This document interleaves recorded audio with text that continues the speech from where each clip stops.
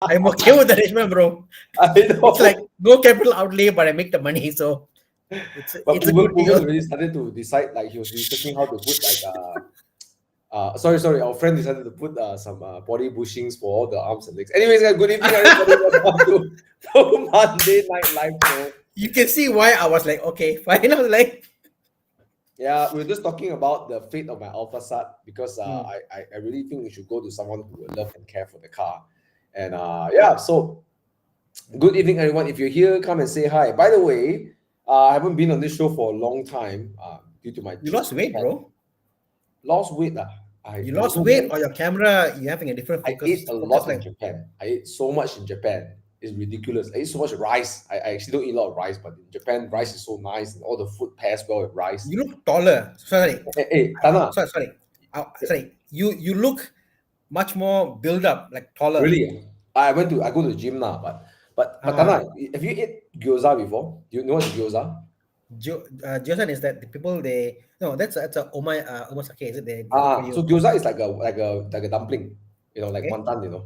So the Japanese they fry it on a grill, right? That's what gyoza is, right? Hmm. So there's this place called Utsunomiya. It's a bit north of Tokyo.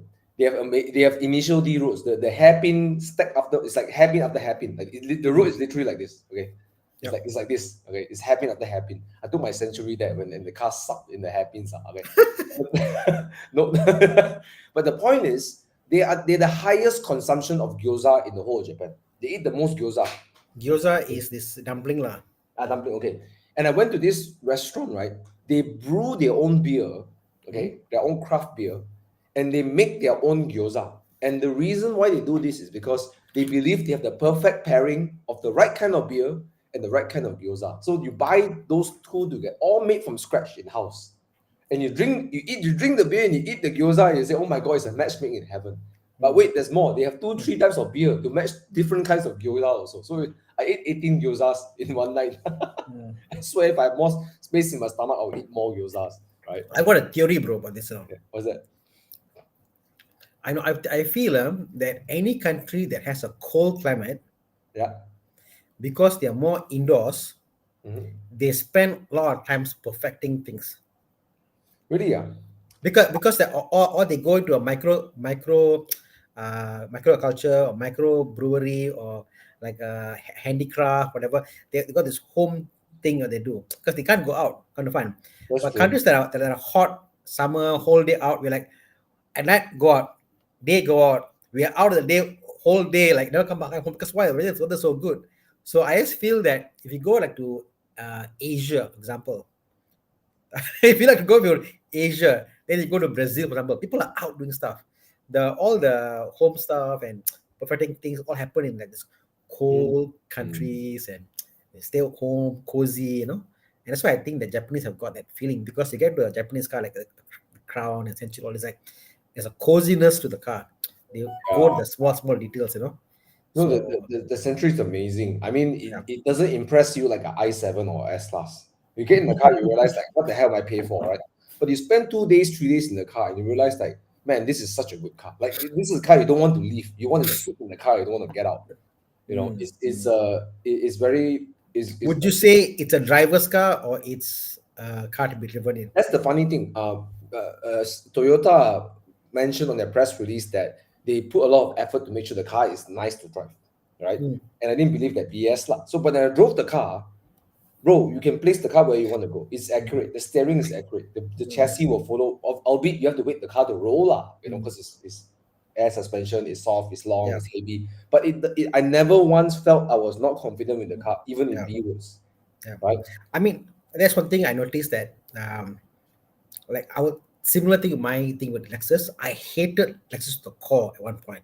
Yeah. I just didn't see the logic of getting a Lexus. Like, you want a six-cylinder engine, get a BMW. You want power? Why would I get a Lexus? But the moment you drive one, experience it, as not on the first day, second day, third day, then you're like, yeah, I get it. So I think I'm trying to resonate. I think it's one of those things whereby they think about long-term satisfaction versus that immediate thrill that you get from a Golf Yeah. GTI or a turbo car, whatever. It's not. It's like they think about long-term. So But So the yeah, I Century, can. they give him a special treatment. They really give 150% effort. Like the Right. steering, the brakes, the throttle, the hybrid, the way the hybrid works, Mm. everything is done in such a harmonious way. Mm. I got to give a hats off. I never think I'll enjoy the Century that much, but after driving with a lot of highways, B roads, everything, today if you import one through AP, everything, you're probably looking at 700 to 900,000 ringgit. Ooh. But it's not Rolls Royce level, okay. But because of his name and the badge, right, Mm. you will be immediately placed in the same echelons of a Rolls Royce owner, even though it's not a Mm. Rolls Royce price, right? The interior is nowhere near to Rolls Royce. No, you cannot fight Rolls Royce interior. Okay. Bentley, So, Rolls Royce. so so it feels Japanese still lah. Yeah, there are a lot of parts you feel Lexus, right?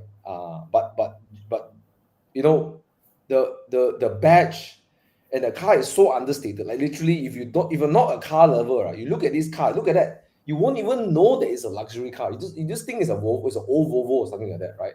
That's what my Understand. fiance said. The first thing she says is it looks like an old Volvo. Yeah. But when you walk up to the car and you walk around the car, you notice the car is really elegant. It's really Mm. elegant. It's actually the antithesis for attention, right? Which is I think what this car does so well. It is so undemanding of attention, but yet it's so Mm. gorgeous, Yeah, I think I can. I mean, I won't able. I can't say I truly I know it, but I can see what they've done lah. I mean, there is Oh yeah, this and thing. the and the There's paintwork, mm, the paintwork is amazing. Like you look at the mm, paint, it's like, oh my gosh, they put Rolls Royce level paint onto a car like this. Like yeah, for this like price, mm, you put Rolls Royce level paint. like It's amazing. like an analogy is like the Seiko and the Grand Seiko. Like Yes. you don't get it. Like I can see like a non-watch guy, like you don't get it. And I won't say I'm a watch guy, like, but I had a Grand Seiko and I had a Seiko, and I love my Seikos lah. And I see this like they're so similar, but yet there is something about that final touch. So it's like to say, to get to the last 5%, it will cost you Yes. triple or four times the value, like, and this Yeah. is the last 5%. I think the Century is amazing. If Mm. ever one day I'll be shuffled around, if I have 700, 800K budget, I'll buy the Century versus the BMW i7. It's not as accomplished as tech Yeah. as interior as a BMW i7 or S Class, Mm. but it's such a gorgeous car. Mm. I love the fact there's a Phoenix logo and the Emperor gets shuffled in the car, but the thing I like about the suspension, Tana, is that they deliberately engineer a bit of road feel into the passenger's seat in the rear as well. So they don't want to Oh. completely like put you away from the road because they feel that this is what I think. They want the passenger to feel like they're in the car so they don't feel so sick. My complaint about the S Class as a rear passenger is that it always feels sick. I don't know, I've seen in a bubble. I'm sitting in a bubble, I don't know what's happening outside the car. So I always feel like it's too soft, like I'm too disconnected from the road. So I always feel a bit motion sickness. Yeah. You know. I think I can relate to that, like in the IX. When the IX came, I was like, Oh my wow, god. it's fun, but yeah, after a while, it's just too deafening. You Yeah. just get a bit not nauseous, if that Yeah, makes yeah, yeah, sense. yeah, yeah. Because your eyes and your ears and your body sensation doesn't match how the car is moving. So it's just like Mm. disconnect. No, I also feel that like KL Auto, you go to Desmond and see KL Auto, and Mm, he talks mm. about soundproofing. When you overdo soundproofing, because it just becomes like a tight box, your ears pressure builds up, and it's not very comfortable. Yeah. You need to equalize and stuff as you go along elevation, come You down. need So some noise to feedback yes, to the the, passenger. the, the noise equates to how airtight it is. If it's too airtight, your body can't react to pressure Correct. variances. So it's a lot of science behind it. But Anyway, sorry guys, yeah, let's go to let's the just questions. continue. Yeah, I know we're both like going on and on. Let's do rapid fire quickly, and then we go on more detailed kind of questions. We got Thomas and myself here. We got Wow. TNT. Today's TNT team. TNT. Thomas and Dana. Yeah. Okay. Subaru Levo STI 2.0 or Subaru WRX S4 STI 2.0. Um, I guess your practicality, what do you want to use for? It's correct. I would I say. think you know what? If you want the cool factor, get the Lavok. Lavok is Oh cool. yeah. Oh yeah. Oh yeah. Oh yeah. Lavok is cool, right? Oh yeah. I saw so many Lavoks in Japan, and then I saw Yeah. the latest one with the more ketam kind of like Mm, headlamps. yeah. They look amazing, man. Not this one, GR. Bro, I've been looking at prices in Japan to bring in like a half cut car. Mm. Subarus are damn cheap in Japan, huh? Mm. So cheap. Used cars are so cheap. They're no value at all. It's crazy. But I will go for the Lavok. Yeah. I think performance-wise, of course, the Subaru WRX will drive better, right? Mm. STI. But the Lavok, Cool the factor, wagon yeah. is a cool factor lah. You know, it's cool lah. It's cool. Yeah. Yeah. Okay. Okay. Right. So So let if me you want more just driving, you want the rally heritage, you go for Subaru WRX STI. correct, I think correct, we could go wrong with that. But I think correct. the cooler car I would own is the Lavok. You know. Yeah.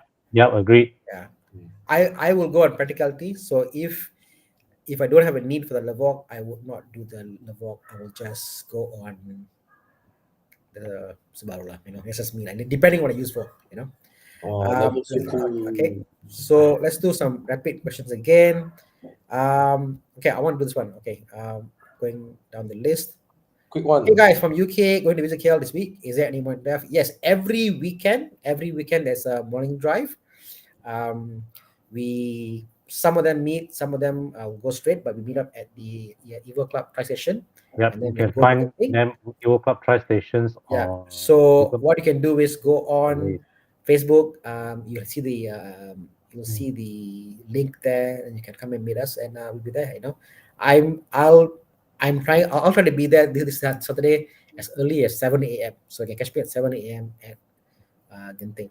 Yep. So we can do that. Or and then on Sunday we're going to have there's an event I'm going to check out. It's called Blue Foster. It's a Porsche Blue get Foster. Correct, Blue correct. Foster, Yeah. which means water and air lah. But we wear air and water because they feature And water. water cooled Porsches. Because the Yeah. progression of Porsche from air cooled to water cooled. Oh, And nice. Yeah. Right. So What time is that again? and come and check out these events. I'll be there on Sunday. I'll bring my spider over there. Yeah. That's Sweet. in Subang, right? In Pinnacle Car. Okay, I'll be there lah, Subang. I can't not come lah. It's literally next door for me, right? I'm Putra Where Heights. is this again? It's is in in Putra Heights. It's in Putra main- Heights. you know the main- Oh, You know main place, the mall? okay, bro. Oh, I come in my okay, yellow okay. Boxster. I need to go there and make a noise. I'll be the loudest one there. Okay. Okay, cool. All right. Okay. So, Chen, I'll see you there. All right. Come and say hi to us if you see us. Okay. If you come back, Okay. right? So next one, Chiang, I'm selecting. Okay. Tiguan. Is Actually- Volkswagen Tiguan 230 still a good car? I love the Tiguan for its understatedness the way it drives. Fun fact: I used to own this car. Yeah, it's crazy, right? You see, like I like cars that blow your mind. Like you see a Golf, like Golf should handle this way, and it's drive a Tiguan like shit. The Tiguan drives like a Golf, custom chassis, and it Yeah. blows your mind. Like, wow, how Oh my god! Look at the price. crazy, yeah. Wow, that's Yeah. a lot of Yeah. car for the money way. Yeah. Kelvin Man, I think it's a good value compared to the Tiguan and the Golf for the same generation. The Tiguan probably might cost a little less, and I and used yeah, to own one of these actually. Hmm. And one of the reasons why I consider this car is because they're using the 6-speed. I think it's not mistaken, the 6-speed. It's the wet clutch, yes. the 2019, I think it was wet clutch. No, I bought the 17. It was a 19. So it was all wet clutch. It was all Tiguan wet clutch. always had used wet Use clutch. the- Wet clutch. the Oh yeah, good Tiguan was clutch. wet clutch, correct? Yeah, Wet clutch. Tiguan always wet clutch, correct? You're right. Yes. Not the 1.4, the 2.0. No, even I love wet 1.4. So That's weirdly, Tiguan always was wet clutch. One. Yeah. Okay, there you So go. what I like about the car is that you're not gonna drive it like gonna carve corners and stuff. But the point is that when you get in the car, you feel confident with the car, right? At that point I was comparing between the CRV and this. The CRV on the highway, I just don't trust the car, right? Yep. But the Tiguan feels like, okay, I know I'm safe. The comfort comes from the security, the feeling of security on the highway, So yeah, I think it's a good car for the price. Oh my god, like 60,000 for 2017. I mean, you can get a HRV for the same price, but I will go for the Tiguan anytime. Yeah. The only thing about the Tiguan is some hard plastics, but I could live with that, because Yes. what you're getting is just so much of stuff. I could live with hard plastic as long as you go do some DK leather, or comfort, or you go some places and do leather. It's Let fine. it be like Tiguan is an entry level, mini size, small size SUV, right? Correct, so correct. so it's for me, it's like all forgiven, right? It's No, all, but what I'm saying is like, you see, the what I understand is like for you and me, Thomas or Con, we might see the Tiguan in a particular price point or a category. some might perceive it as, oh, this is a luxury German car I'm getting into. Mm. So if that perception and reality has a mismatch, then you spend a bit more, you can make it to match your perception. Yeah, that's what I'm saying, you know. Yeah. Right, because for me it's just, oh, that's another golf, Tiguan. You go to UK, like everywhere there's a golf, you know. But yeah, okay. On the same line, VW Scirocco. Yes. Oh, Go bro, for it. nice. Go for it. Go for it. It's such an underrated car because first of all the design is amazing. I don't know about you. I love the design. I Yo, I love the way it looks. freaking love the design. Mm. It's too gorgeous today. Right? You know what I like more about this car? It's got this XDA, isn't it? The XDA, XDS. XDS, correct? Yes, yeah. Freaking amazing, bro. So again, if you don't know about the R, like the Scirocco R and the Golf R is always right, obviously. Scirocco R is a two-wheel drive car, but it's got this XDS, is it? XDS? XDS, yeah. XDS, Yeah. and it brakes and all that rear wheel, and it gives you that almost four-wheel driveness feel to it. So it's just amazing how it drives, you know. Pretty good. Volkswagen did the whole electronic management of brake vectoring for all four wheels. So this is and they did it in the mass manufactured car. That's why Golf GTIs are known to handle, very, very easy to handle. And also it's obviously discontinued, and I think it's one of those cars that there's so few in the road. When you drive one, it looks and feels so much more expensive than what it cost. Yeah, look at what Jensen said. He has the GTI with the XDS, the Mark 7 as well. Yeah. The Scirocco, I'm not mistaken, sit on the Mark 6 platform. Yeah. So of course the Mark 7 platform has more superiority to it, but look at this car. Look at the way it looks. Yeah. It still looks so good. I mean, you drive this up to, and you park next to a Porsche 997, right? You look at this car. It's such a good looking car. 2 doors, handles pretty well. And I mean, if you want a bit more power, you're greedy, go and see Mike Yap. I think Jansen, yes, you're right. Your Jetta also has got XDS. Something about maybe the wheelbase, whatever, but it just feels not as nimble as the GTI. It feels as a bit more control in the Scirocco, I feel, compared to the GTI. So because the Mark 7 on Jensen has more it's a newer car, so the platform obviously, has, correct, yeah. Of course, the looks and the special, the way the Scirocco R looks is special. So the question mark. Okay, if you are interested in the Volkswagen Scirocco R, it's in your budget, go for it, man. Yeah. Okay, next one, GR Yaris RZ spec. For me, any GR Yaris is I'm in love, you know. But the RZ spec, what is that? I'm not familiar with this. I think the high spec, Yeah, high spec. Yeah. I don't like the Yaris. I know I'm unpopular opinion. I like the Yaris, but I don't like the fact they're all the same. They all look the same. They're all the same. It's like very vanilla right now. But if I could find a way to undercover or make it different, then I'll probably get it. But from mechanical standpoint, it drives brilliantly. It does. But the point is that I feel it's the kind of car that after 2 months, 3 months, it feels start to feel like yeah, the learning curve after it's very fast. You get the car, and then you're like king of the road. King of the road. No, you cannot beat the king of the road. No, it's still my view, bro. You cannot beat that. I don't care what people say about Ativas and X50s and stuff. I feel I'm a very rude person on the road driving a Yaris, because we can't drive a Yaris, GR Yaris, very politely. Yes. You know, there's some cars, even with Megane, you could drive it politely, and then if you want, you can push it a bit more. But Yaris is just as mental. It is no way to drive it politely. So so that's what I don't like about the Yaris. I don't like the Yaris, but yeah, it's a damn good car. It can keep up with Porsches and stuff. Moving on, 992S. Should I get the two-wheel drive or the all-wheel drive? We'll be using it daily. Two-wheel drive. I get the two-wheel drive. Yeah. 911s are best enjoyed as two-wheel drive. But said that, the way Porsche designs the cars is even the four-wheel drive system, the 4S, it's more rear-wheel bias. So, but you feel more confident driving the 4S, but you have more fun in the C2S. So I always feel the front end is not as direct with the all-wheel drive. Yeah, correct. I agree. I mean, I love is if you're a driver and you like the sensation of driving, I think go for the two-wheel drive. All-wheel drive is safer, and you live in a place that there's snow or rains But often. but it's a 992, See, if you say it's a 991, I'll say yeah. 992 is already too very, very big. It's a big car. It's just humongous. That's why I'm a bit iffy I'll on still that go side. wheel drive. Still If you like okay. driving, still wheel drive. Okay. Yeah. I'm a two-wheel C2S guy, but for the 992, I'll go for the C4S, because it's a big car. It needs the grip. It needs the handling. I think for this car, I will go for the C4S. Just personal thought. Moving on very quickly, trying to catch up to the Hey, comments give here. Con some time to speak also, because we both speak a lot. Con never got to Sorry, speak. this is for Con. Con, Okay, Con. opinion. G30 I top up a versus bit. We are back. 630. You did a Go for it, review of go. this car recently, right? For me, the G30 gives you there are a lot more choices, but I think the 630i gives you more value. But In a 630 will sense be an that you older get- car, you're right? getting more car, a higher segment car for the money, if that makes sense. But 630 be an older car, correct?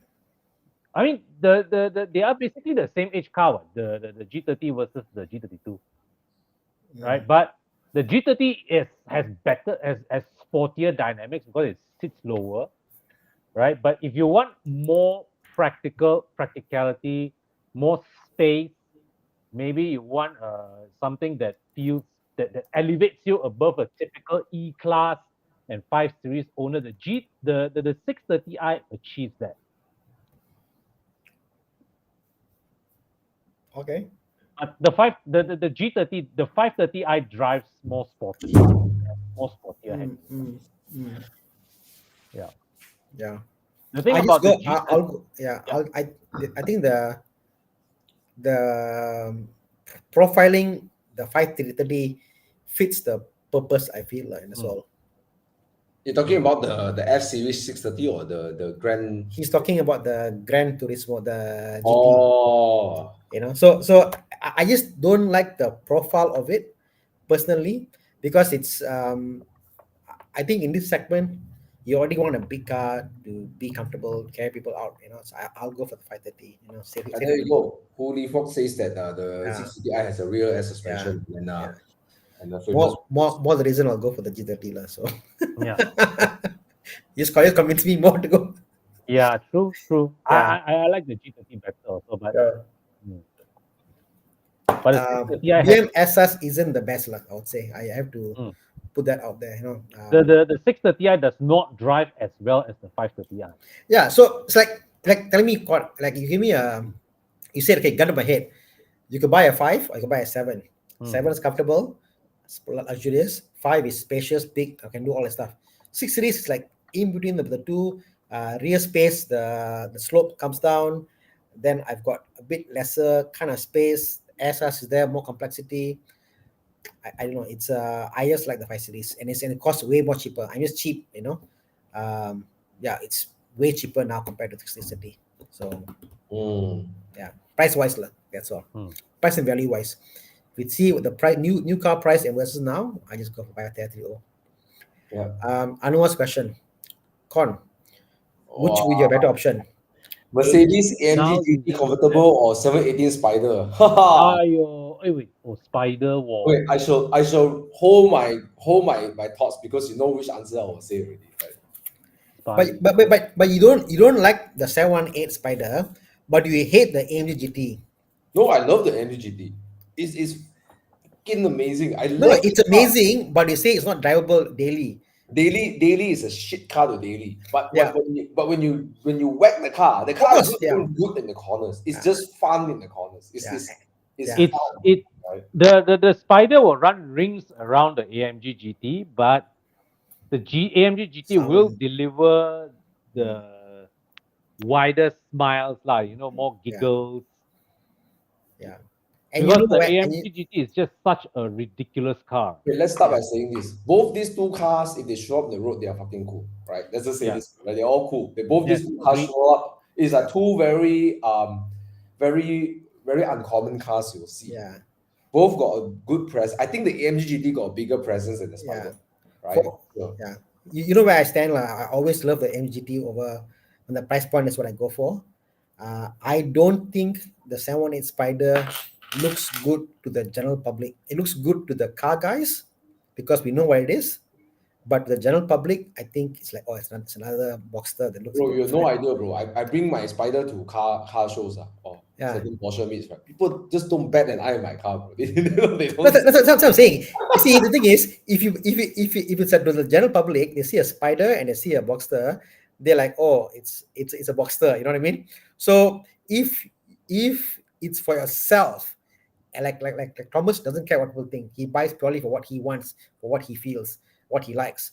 Then yes, Spider. But if you're out for, I want to show off, I want to be the glam, I want to be that presence is there, the sound it makes, I think undoubtedly to me is the AMG GT. AMG GT has bigger presence, no doubts about it. Yeah, But the GT is the AMG GT is the engine is brilliant. It's amazing. Yes. Like the torque it delivers from bottom to top is amazing. The way it pulls, the way it responds to your throttle is incredible. You know, people talk about 488. Some people say, oh, 488 I got a very good turbocharged engine. Until you drive the AMG GT and you see these guys in Mercedes knows how to build a damn good engine. Right? Used by Aston and a lot of other people. So it's the AMG GT's drive is not the most refined. Okay, the way it rides bumps is not the most comfortable, but there's a character to it. It's the AMG GT feels like it was made for boys. It wasn't meant to be comfortable. It was meant to, like, the day you pick up a girl and you want to show off the G-force in the car, and then you push the car, like, sound comes out, and like the girl like falls. No, it's more like you know. So, but this car is obviously made for men, right? Look at obviously. Look at the way it looks. It's made for men. But the point is that the AMG GT is a fast car, but I think around the corners the Spider is more enjoyable. The AMG GT is like you have to wrestle the car around the corner. Okay, bro. I could buy another Boxster and save money. But the Spider, actually 718 Spider is a very good car. Of course. It's probably one of the best convertibles you can buy out there. You know. But these two, again, up to you. You got all the facts here. My choice is AMG GT convertible. You know, somewhat a convertible, a bit more rare. You know. I think the Spider has great merits, but AMG GT just has more presence, more cool factor. Okay, moving on. Con, back to your territory, BMW. How is it that G30 price is going up? I mean, I know the new 5 Series is not exactly likable, but how is it that G30 price is going up? No, it's not going up. I think you're just looking at different particular cars for sale. I would say go for the G30, but 330K is too much. Yeah, 330K is too much to pay for a used G30. Okay, the here's a question here: sporty and comfortable.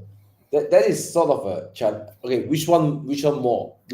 More? Let's just baseline where you are now. You are on a 520 F10, bro. Different leagues altogether. You know. I can tell you, 330 Li is comfortable but not sporty. I would avoid the 330 Li like a plague. Like I will just avoid it completely. It's a car that I will not even consider to get. Yeah. Sorry to say, you know. Yeah. G30 I will get, and honestly for you, I would say go for a used G30 pre-facelift. Spend about 140 or 50K on the car. You'll be a smiling person because that car compared to the newer facelift, there are things about the pre-facelift I think looks better than the facelift also. Save the money, you know. The digital meter for me doesn't work. I prefer the pre-facelift models anyway. You know. There's a delay, you know, in the meter. Little bit of delay. I'm going to throw a curveball. Jiang, look at curveball for 840i Grand Coupe. Because some Grand Coupes are selling for 300. Okay, look, if you're looking at 330, bro, means your budget, you can 330. Don't get the G30. Get a 840i Grand Coupe. Right? Get an 840i Grand Coupe. Look at that. I mean, this is by the way, it's a ringgit million car. These cars are 800 to 900, 1 million ringgit. Look at that. Okay, sure, at 1 million, it doesn't feel like 1 million, but now at this price range, you know, bro, you go from 5 Series to 5 Series. but you go from 5 series to 8 freaking series, okay? You're gonna feel like it's an upgrade. Slanting slope, roof back, frameless window. It's an 8 series, the 8, right? So I would say if you can push a budget a bit more, go for this. What year is it again? And Let's see. B58 engine is a beautiful engine. Yeah. Yeah, I mean, given a choice for on a brand new 3 series and this, definitely without a doubt. I'll go for Yeah, this. at 280K, you get a 3 series elongated, right? It's like a compromise. Oh, the 330 Li, Thomas, the Yeah. inside, a lot Yeah, of specs missing, The meter, I think meter is not digital, it's analog, isn't it? I don't know No now. lah, the analog was the 320i. Or something about the Li. The Li had something like was it the radio? You buy a 32 Li, you are a 3 series driver. But you Yeah. buy the 8 series, you buy the apex of the non-M cars. Yeah, true. That's true. That is very, very true. Right? Yeah, lor. And the 8 series, right, costs the same to maintain as a 5 series because it's the same platform. You're right. Yes and no. It's the same. Yes and no. The suspension will be different, lah. Look, besides the point, you're buying a million ringgit car for a price that's a 3/4 or 1/3 of the price. Yeah. I mean, Yeah. bro, To me, a G30, you spend 150K, use, fine, go ahead. If your budget is 330, I agree with Thomas, get a 840. but since you have the money to buy it, you say your budget is that, right? You might as well just go. You might as well just Batu go. says it depreciates crazily. I don't think so because it already depreciates this much. It can't go much faster than a 5 series, You're not going to have a 5 series. At a depreciated price. It's right? highly depreciated price. So Batu, he's correct. It depreciates quickly, but we're asking Sabanesh to look at buying the car at a depreciated form, right? Yeah. So he's correct, yeah. But don't buy it and thank the depreciation. Buy it from someone who's really thanked the depreciation. Yeah. Okay, budget if can 10K. You never know. Sharbis, yes, go and ask him. Tell him this is the price I can afford. Can we work out a deal? You never know. Sabanesh, bro, friend to friend, I know you know you can push a bit more. Make some changes. The monthly repayment a little bit more. But It's a grand. Okay, yeah. Yeah, you get in the car, right? You realize that you have a big upgrade from your 5 because you're driving an F10 right now. You just have you have like a double step upgrade, right? Yeah. Okay. Okay. All right. Okay. Flying beep says my dad is seriously considering going from an F10 5305 to a Resto Frozer or a Isuzu Trooper. Any option on those cars? Your father is going through a midlife crisis. Let him have his thing. Don't disturb your father. Yeah. He said his dream of doing it is work hard enough. Let him spend how I want to spend to enjoy his life. I wouldn't stop anybody. Yeah. Yeah. Anywhere to do coating, you can Go drop see by Con. you can drop by Evo Club Car Wash. Yeah. They also do coating. The team is trained with Sonax to do all the way from detailing to coating. Yep. Right? And just while we're in this topic, right? Coating is not a thing where you're buying the coating. You're actually buying more of the workmanship to apply the coating, right? So make sure that when you go to a place like say like Evo Club Car Wash, or maybe Expel, like these guys are all trained properly to get the car ready for the coating, right? Yeah. Okay. Next. What's the next question? Okay, he's looking at convertible, GLC, what are maintenance? SLC. What am I to look out for? It's the same like any car you get into, pre-purchase inspection, you do checks, go and see our extended warranty locations. Just go and check it out. You can get a good deal and save your money by getting into a pit hole. Yeah, I think a general rule for everyone who's looking at used cars. Number one, always get a pre-purchase inspection. Right? And number two, always try to understand a bit more what are the cars, like maintenance costs, talking to people who own this car, join groups. But of course you want to get the number one key thing is do a pre-purchase inspection. Right? Yep. If you're worried, of course, try to get Evo Club warranty also. We are backed by it's by what's this? RHB, but what's the company again? GMR, right? Which is backed by RHB, right? The underwriting is not RHB. So a lot of warranty companies, they don't have like underwriting from bigger companies like this. So yeah, myself, I've claimed warranty once. My M2 comms ECU kaput, and then they claim it within 3-4 days. They put in a new ECU for me, and then they retune it. Everything was just fine. Okay. Okay. Everybody say, have a good, safe Safe flight, trip, Bobby. Bobby. Good night, Bobby. Enjoy your time in Sydney. Sydney, Bobby. Okay. He's going to Australia, mate. And welcome back to Peninsula, Malaysia. Alex, we'll see you at Luftwasser. Yeah. Right. What time again? 3:56. 3:56. Yeah. Yeah. Okay. Okay. I'll bring my son along. Lah. What's that? I'll bring my son along. 3:56. 3:56. Yep. What else? Any questions? X50 or check? Okay, this is a good question. Actually, I have an interesting conversation with one of my viewers. We sat down and then we just have a talk in the chicken rice shop. And he asked me like, what do you think about Chinese cars, right? And I can't help to feel, right, if I'm a person I'm a family, I got kids, and then I'm looking at the HRV, high spec 140K, 150K. Then you look at the Chery Omoda, they offer so many things. It's like it's very hard to not look at the Chinese cars. So, Yeah. And of course now X50, X70. Now, first of all, I think the X50 is a smaller car than the Omoda, correct? Correct me if I'm wrong. Is it true? About Smaller, the same size lah. About the same lah. Actually, the way it's positioned now, the positioning is the pricing point is about the same, plus minus. The size is about the same. What it brings to the table is that it's very modern. It looks like an Evoque. It looks like very much more atas lah, look wise. So I think that's what people are kind of drawn to, because like anywhere you see X50, X70, it's all there. So it's more for the looks at this point, and also the gadgets, the car seat system, a lot of stuff there. Yeah, I think people are bored lah. That's how I see it. I don't think there's anything extra on it. It just looks good when you look at the Cherry Motor.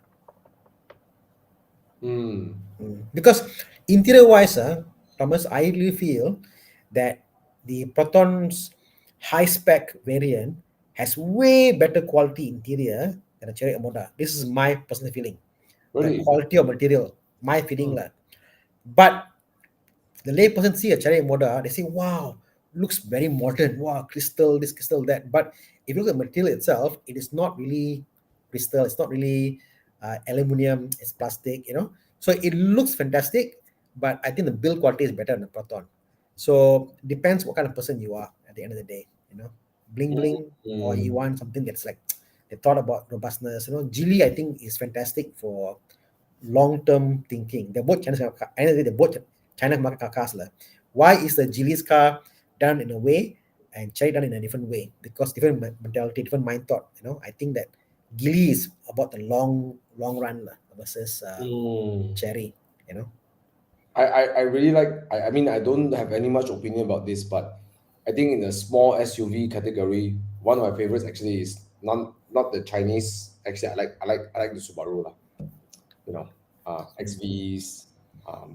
But interior is shit, bro. Exactly. That's the thing. How many people out there can harness the car's power to 50%? No, I mean, 100%. I like the way the car rides. It feels very safe. Yeah, I understand. But it feels very safe, But that is when you drive the car up to 50% and above. How many No, people out there? It's just like driving on turning left, turning right, going on highway, all this. The driving feels very nice, right? I think that's but the No, I agree. Crap in the boot space. The boot space is crap, right? But whereas the X50 and the Omoda has a very nice boot space, rear seats, everything, and the tech is really nice. Yeah. The way I see this is that I was thinking, like, why would somebody buy, let's say, like back in the days, let's name a very shitty car back then, like a Kia Cephia, like a very shitty car back then, like one of the worst. Like, I'm going very back. Hey guys, if you know what's a Kia Cephia, please type in the chat if you know what's a Kia. Oh my god, it's the most shittiest car you can think of. Bro, you can buy a Kia Cephia now for like 1,000 ringgit, 1,500. You can sell also. That's how bad it is. But when it Oh first my came God. out, I remember back in '97, I believe. I don't know. You're talking about which one? The one with the square headlights or the double? This one, the one, the brown color. Okay, when it first came out, I remember, it was the cheapest non-Malaysian car you can get. Oh my That's how I was God. marketed before. So before this, like you could not before there's no other cars, bro. You buy a Honda or Toyota, and that's about it. No other cars in Malaysia. So the cheapest non-Malaysian car, and people bought lots of it, loads they bought of it, and then after a while it broke down, issue after issues, Yeah. and so I think it's more of people want variety, lah. I mean, and Yeah. people not everybody push the car to the max to understand the car's limits, what it can do. So yeah, I understand someone fanciness look good, so to each their own lah. Mm. Mm. But you That's a want to weigh bad up car, bro. Alza or 2010 or Suzuki SX4? The SX4 drives brilliantly, but parts are crazy. Yes. Yeah. Oh, bro, I tell you, water pump on the car. All the stuff on the car is expensive, lah, bro. Because we don't have a good supply of parts over here. So Ah, yeah, I heard the upkeep of Suzuki's Kizashi SS4, they share a lot of parts. Is that true? upkeep is. Oh, not I mean, cheap, like, eh? upkeep is nothing but like servicing all okay, but it's like all the coil packs and this and that. Wow, like really, but it drives nice. It's a beautiful car, and like, for usability, all that is fine. But I think also it's much cheaper car. How much is it? I see it's about 9K, 10K. Yeah, no way is that much, like, you can get much cheaper for 2 or 12, I'm sure. So value wise, it's fantastic. I think the Suzuki SX4 drives better interior, better build quality, better engine, better in every conceivable way against the Alza. Agreed. But the Alza, when you resell, the value will still be there. Yeah. That's why 2010 Alza is now how Alza, many years now? 14 years old, is it? yeah, 14-year-old it's Alza. fetching more money than the SX4. Remember, Alza was cheaper, brand new than the SX4. Yeah, it's worth nothing. So it's like, again, Key Seng Chong is like, what are you using it for? If you're using it just to fetch your kids, go here, come back here and there, I think, yeah, and then for a few years you use and sell, okay lah. But you want to keep the car somewhere, you want to go long distance and traveling and stuff, yeah, maybe the SX4. And SX4 is still smaller, I believe, compared to the Alza. Yes, It's a smaller car, Definitely It's a smaller. 5-seater SX4. Yeah, and if you're going for this kind of range, I would say, if you really want Suzuki, just go for Swift lah. Yeah. Honestly, at least you have the cool factor. You can go for driving, you can push hard, you go for pasar, come back. You will tend to take out more compared to the SX4. But a nice car like SS4 is Oh, it's nice. Yes. My friend had the car. I drove the car before. It's nice. It's nice. Yeah. Yeah. I drove one recently also. It's a very well put together car. Yeah. 100%. Yeah. Someone came once for Tiguan in SS4. so Yeah, it handles okay. handles very well. Okay. Joe. Hey, yeah. 1.4. Jetta 1.4. Okay, I'll read part for those who are listening in. Was considering a A3 1.4. So Audi A3. So looking at Audi A3 1.4, a Jetta facelift 1.4 Highline. So again, an Audi or a Jetta, similar engine, both from 16 to 18, pricing around 40-50K. So the only question is now Audi versus Volkswagen. What do you get? To me, the answer is always the Audi because it's better build quality. But as an alternative, would you consider the 1 Series or the 308 instead? For to save your time, let's just skip the 308 and compare the 1 Series against this Audi versus Passat. I would say I would consider a 120i M Sport probably drives the best. In terms of fun to drive. But the rear seats are almost unusable. Very upright, right? It's only upright, but because because it's rear-wheel drive and you sit very near to the shocks, you feel a lot of the rear passenger feels the road more than you more than the driver. Yeah, but I had a 1 Series and I love that car. It drives like a coupe when it's like a hatchback, Yeah, I would pick the 1 Series, although it's a Prince engine, but get the facelift, that's problem. But if you want to go the VAG, I agree with Thana, go for the A3 lah. The interior at least is Yeah. nice. The Jetta, I mean, it's not even close. The A3 is like, the Jetta's interior is like everything's hard. The Jetta, wasn't Jetta was made in India. No, Really? that was the Vento, the Polo sedan. Vento. Ah. Yeah. Jetta was But TKD. Thana and Con, is this the engine that has a lot of problems as well? Yeah. No, facelift would be the single turbo, so it is less problematic. Or The problematic one was the the twin pre- charge is the problem, right? Yeah.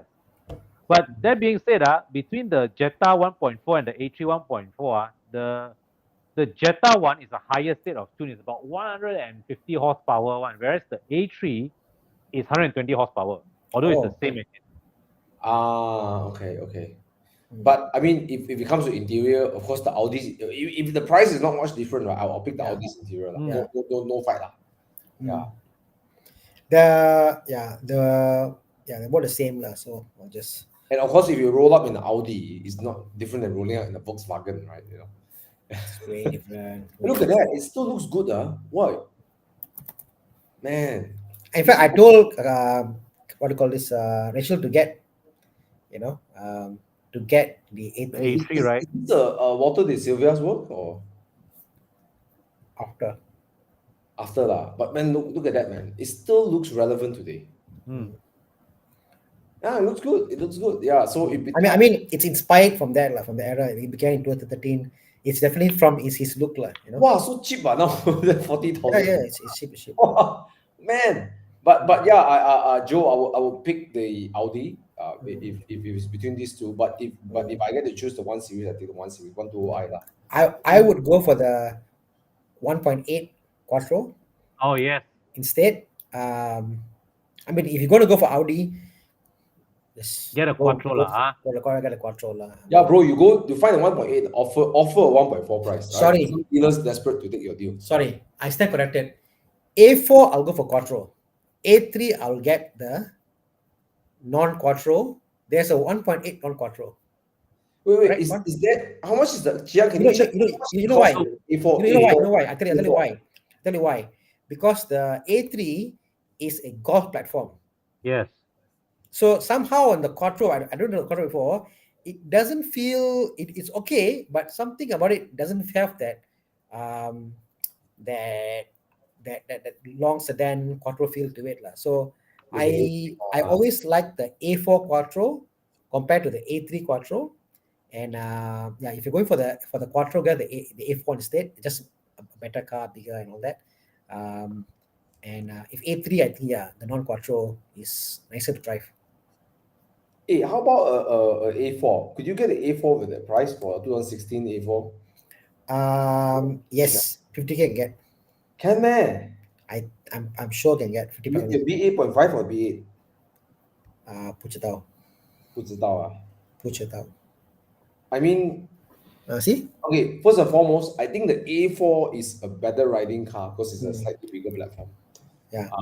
But the seats are more usable. The A3 seats are the rear seats are almost unusable. But A3 is nimble, bro. A3 because it's on the platform of the A3 is exactly a golf platform. Bro, the A3 is so nimble. It's like shit. What do I get into? But the A4 is nice lah, proper car, big space, all that. Right? Is this the one with the makan minyak issue? This car? All these cars in the 2.0 had that issue. The 1.8 not as much. 1.8 is not as much for some reason. 1.8 had other issues with the gearbox. I see. The dry clutch gearbox. Correct.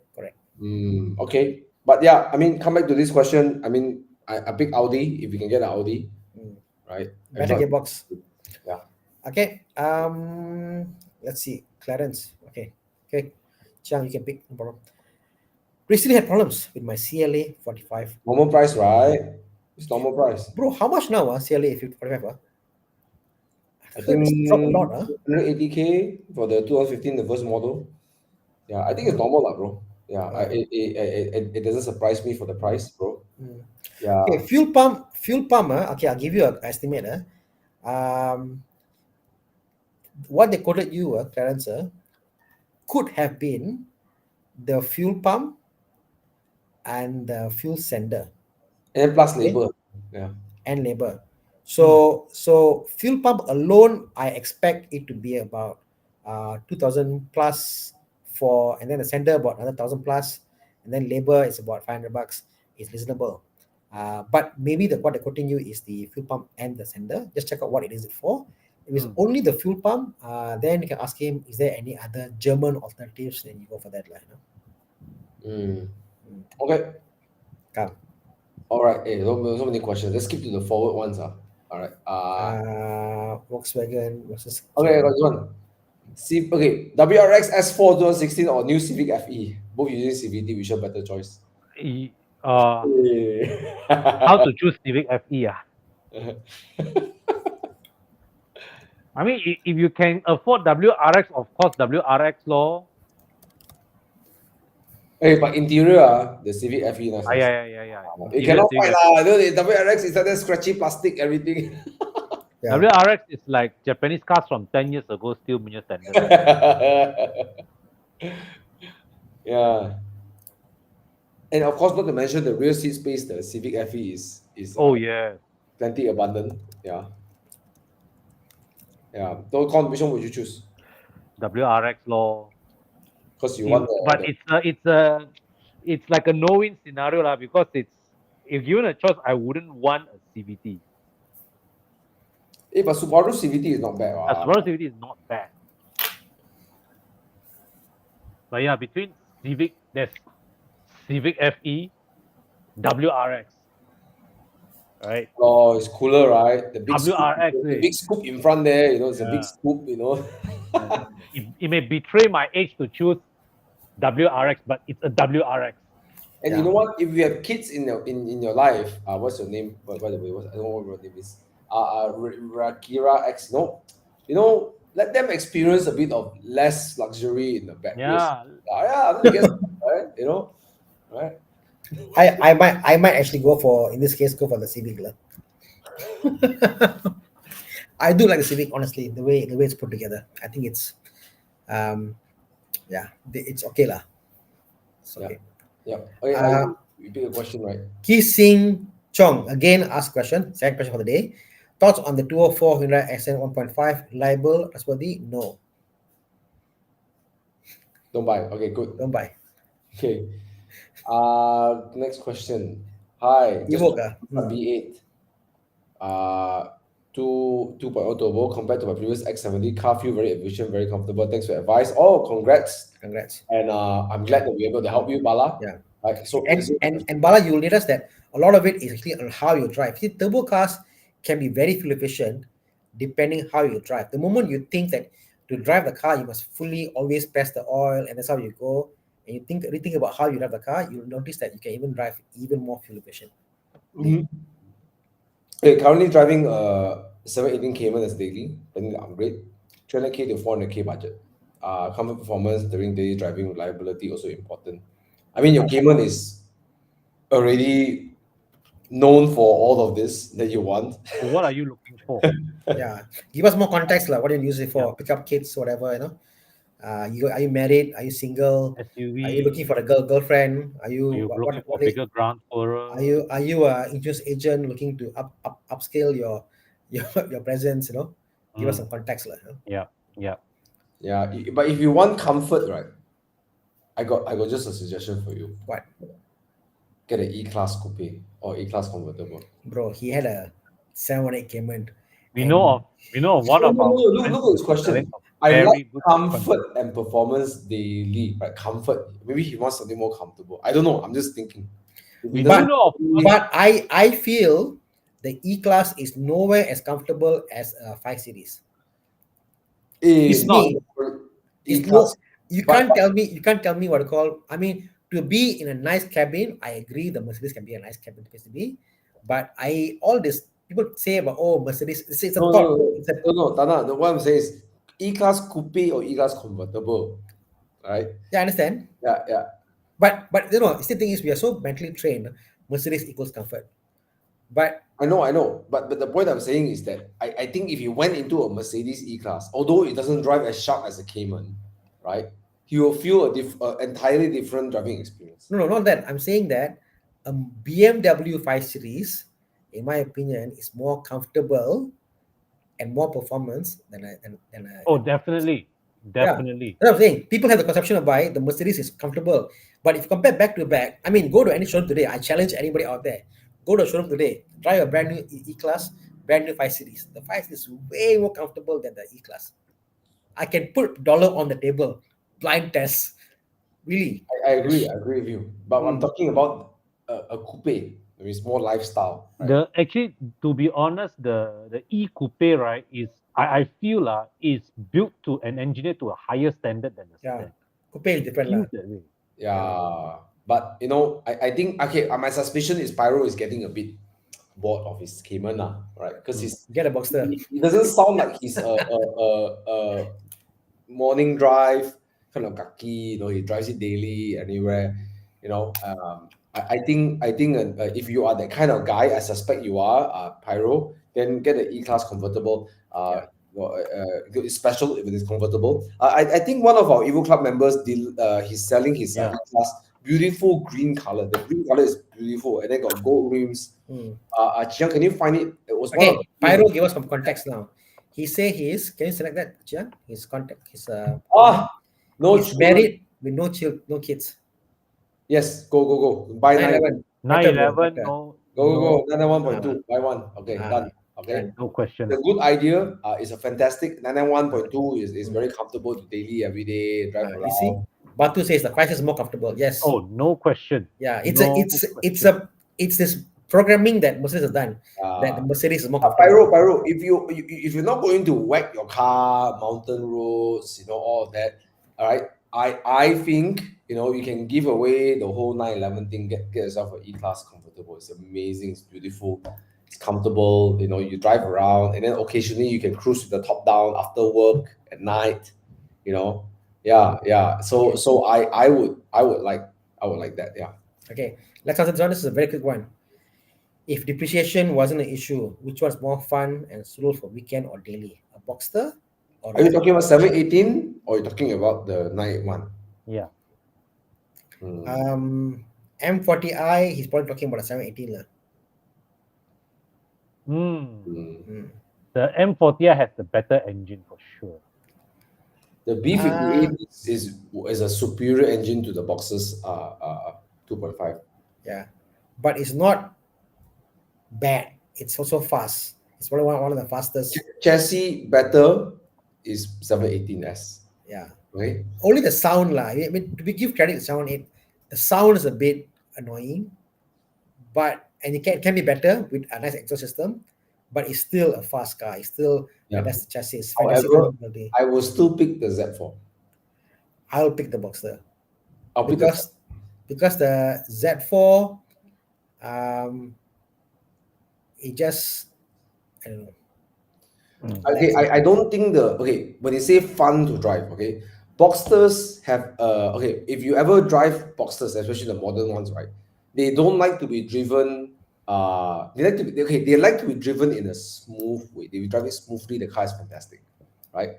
But when you want to drive like a hooligan, right, the BMW cars have a tendency to let you drive it like a hooligan,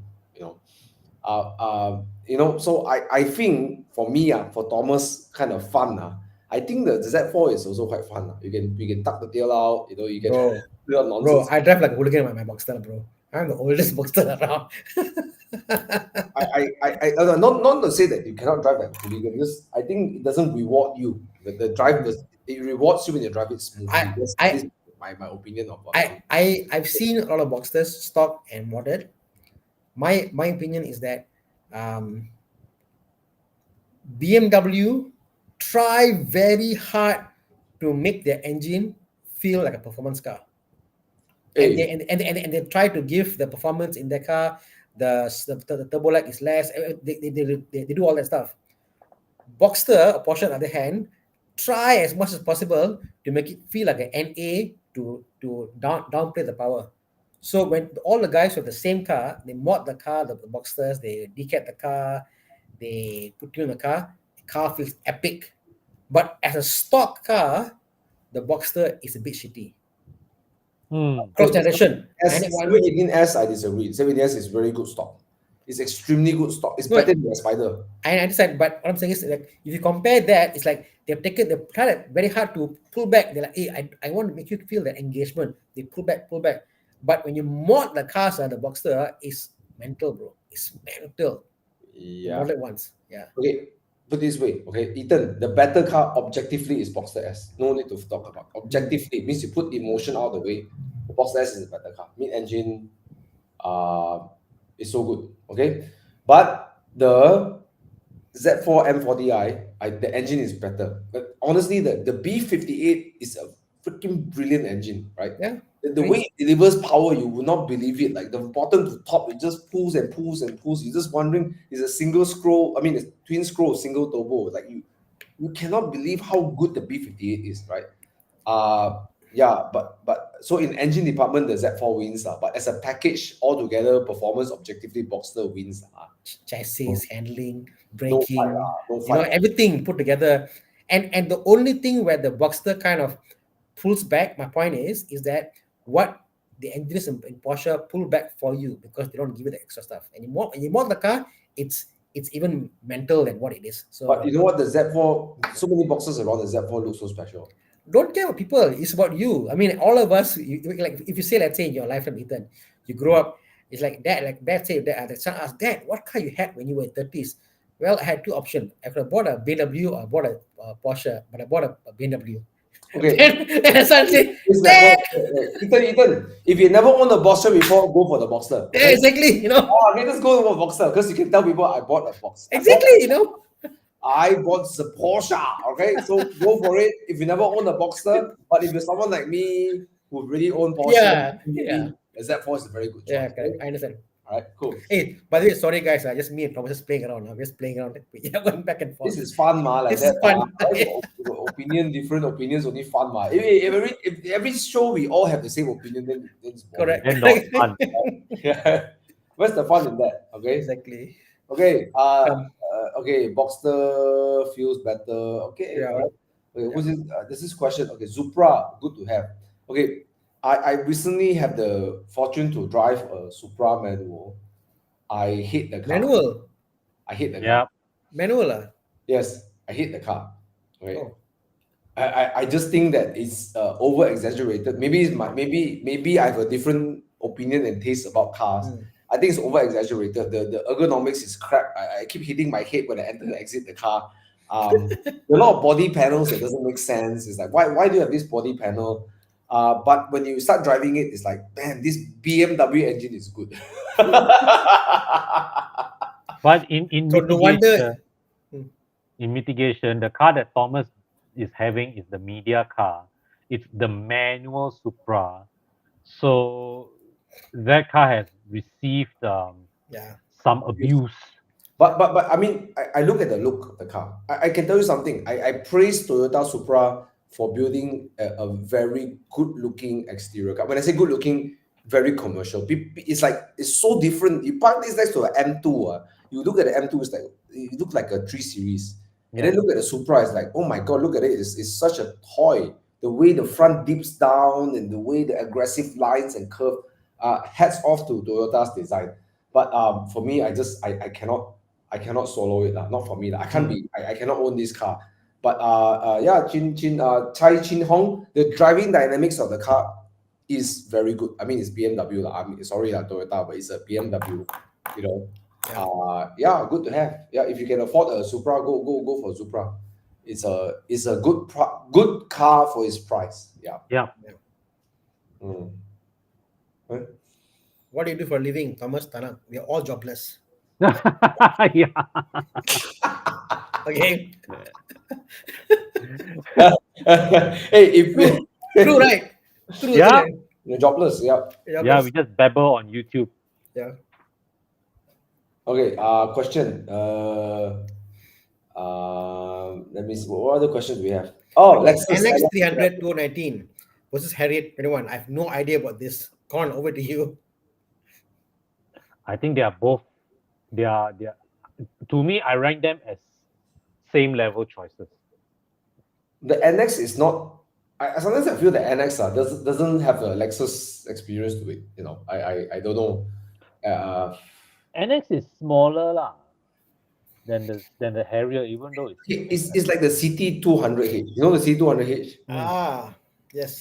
Doesn't feel Lexus to me. But It doesn't feel NX Lexus to me. has the advantage of a better powertrain than the CT200H. Okay, would you call it like, back then they had the Harrier, and the so it was like Harrier and the Lexus version of it. Like, hey, they're just a rebadge. It feels more like a rebadge Toyota than anything else. The rebadgeness is very, very obvious in the. But when you go into a GS, then you wouldn't feel a rebadge exercise. Correct. So some Lexus feels like it's truly a Lexus. Some Correct. Lexus feels like it's a rebadge Toyota. So I think the Lexus NX300 doesn't feel special enough for me. But Yeah. but of course, if you look at the badge and the way it rolls out on the Porsche, of course the Lexus is Lexus right? Yeah. Okay.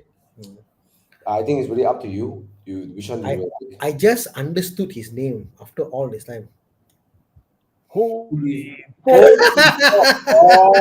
It took me a while to understand. It's the meme. There's a meme around it. That's why. Okay. holy fuck! Current gen Supra has a really bad rear bump steer.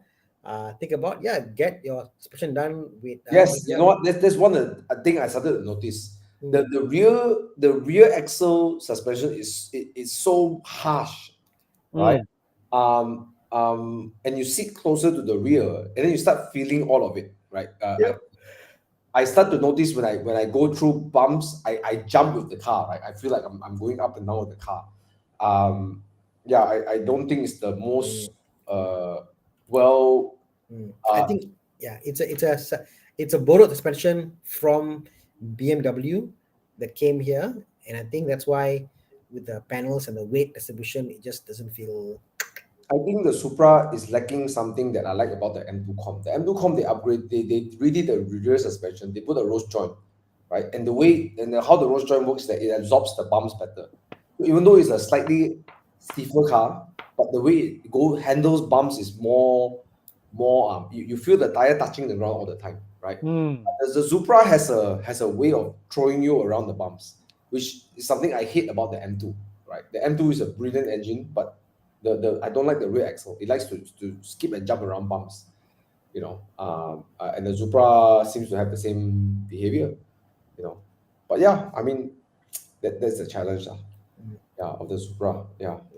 I don't think the suspension is that talented, Yeah, it's good, but not talented, Anyways, it needs talent behind the wheels, like Thomas Yap. No, I think like some car makers, for example, like I don't know. I give you an example like Red Dot, right? Or perhaps like Alpine. Okay, I speak of Alpine. It's an extremely talented suspension, right? It can be pliant yet be very sporty. Yeah. I don't know about 2.0. I've driven the 3.0. I think the 3.0 is quite suitable for its chassis. I don't think the 2.0 will be as nice to drive as the 3.0. Yeah. Okay. Yeah. Okay. No, I think a lot of questions over here, but I think we answer most of them. We have a quick fire one. Reliable or not, Audi TT? Depend on what generation. The latest gen, the last gen, reliable? Yes, reliable. Okay, but the first gen? Highly unreliable. Second gen? Quite bad also. Okay, Kelvin, you got your answer. Okay, all right, okay. Quick one. Okay, 408. Any competitor? Okay, price range. First of all, I think it's a gorgeous look. It's so gorgeous. Amazing. It's a bit of it's like the Arteon of its segment, I call it. Hey, yeah, you're right. Yeah, it's good looking. Yeah, outlier, good looking. Any competitors? Okay, first of all, is there any other station wagon / No, right? There's not even a competition out there. No. Right? It's a pretty unique form factor in the segment. Okay, what will be its natural competition for its price range? I really can't think of any. That's the thing, right? There's no real competition, right? I Right. can't think of one. Mm. It's like they just completely gone sideways. Yeah. Like their own category. Right? Unless if Honda sells the Civic hatchback here, that would be the closest lah I can think of. I think it's gorgeous. I think 488 is a really good car, right? So you can afford it and you like it and you love it, go and buy it, right? Just own one of it, right? Yeah. If you really love one, right? Okay. 991.2, 400k can get. I think 2016 you can get slightly above 400k. Huh? 991.2 hit 400k already. Talking about the non-S lah, the base spec. I think you can get one. Yeah. 0.1 okay lah. I'm not sure 0.2 lah. 0.2, now 1.2. Yeah. Okay. Quick one over here. What opinions about F30 LCI 318i? Hand me down from your dad. Hand me down, don't complain, just take. Dude, you get a freaking BMW from your dad, right? Take it. Take it. We won't recommend that you buy, but it's a hand me down, Yeah. so take it. My recommendation is sell it and buy a 3.0 because depending what year it is, and this is a 318. Sometimes there's some value to it, so you might be able to kind of do a deal. Hey, if first of all, maybe if Inori gets the same color and then he remove the badge and then he just bring back the new car, the dad wouldn't know. You see, right? if 318 47k, and if you go older, let's say a 2013 2.0 N20 engine, some nice conditions one, it's also about 50k. So yeah, suka sama suka, never know. Better engine, yeah, it's a better engine, yeah. It's a stronger engine. N20 has got its demerit also, but you can find well-conditioned cars and you'll be fine, Wow, hey, look at this. Patrick Aishin has just gotten engine M340i. M235i. Wow, congrats. Are you from Malaysia? I don't think it's from Malaysia lah. But yeah, yes, I had a M340i, M3235i. I had the black color one with I bought the M Performance exhaust. I retrofitted, and it sounds amazing. So I had this exact car. Yeah, I love this car. Oh yeah. So Inori says it's a 2019 B38. Yeah, the value should be very, very nice. Look at that. Back to a 316i. Yeah, 316i. Yeah, that's I miss that car lah. I put on so many miles in that car. Oh, Patrick is from Germany. Germany. Nice. Hello. Deutschland. Right. Nice. All right. Cool. I remember this lah. This was the time I thought Thomas was selling something illicit because he came in purple hair. So so I think of dealing drugs and stuff. No lah, not drugs lah. So my wife and I had to stop. So you are either a Taiwan pop star, came to Malaysia because you're very on your own, not talk to anybody, like a pop star, rock idol, come there to Malaysia, or you're like some crypto stuff, Hey, 2018 we got crypto. Hey, actually got crypto. God. Hush. You don't want people to know you're doing crypto, making money, so that kind of person, Hey, in that time, 2019 in Europe. If you did, oh my God. Actually, I was one of the best and also the worst trips I've done because I had food poisoning. Remember? All right, but it was very nice. That was my first exposure. No one knew who you were. But they're all like, hey, where's that fella with the purple hair, purple or blue hair? Where's he gone to? And he went to track you down, call numbers and all that. Hey, guy missing, you scared. Bang was that time, right? That was fun. The enduro, yeah.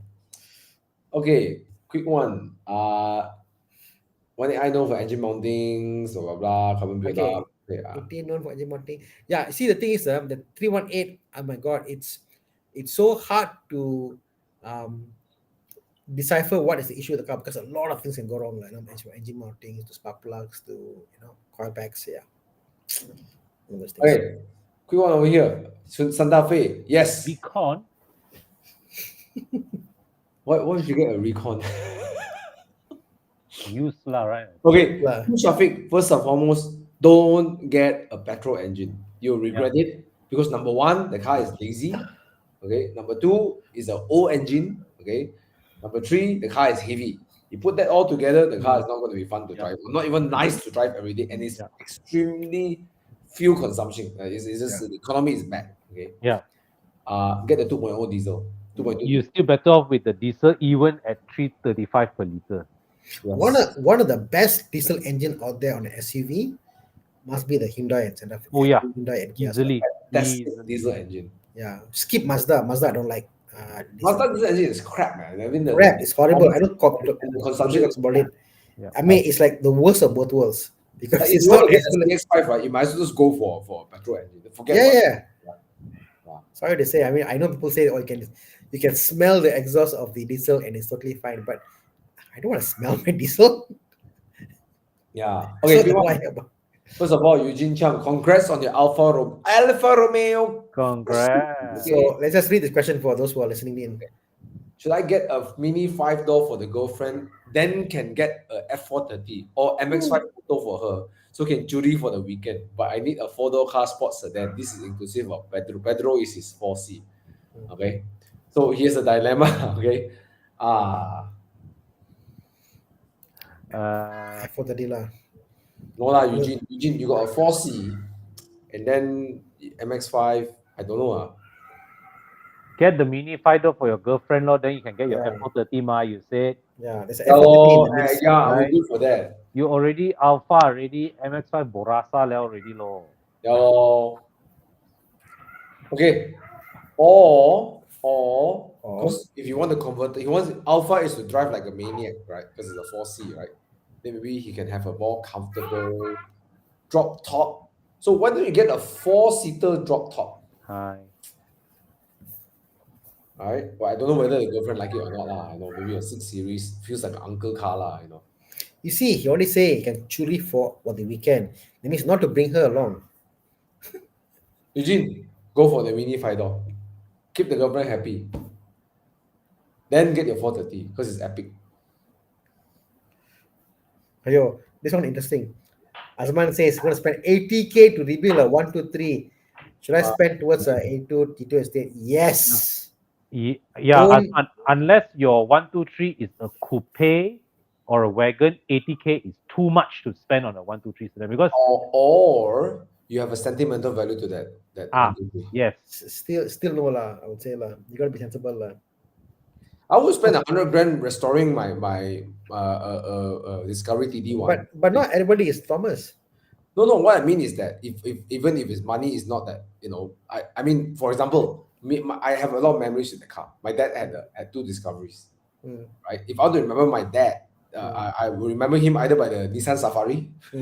The car is bumpy as hell, Yeah. right? Or was the Discovery. This is my thought about.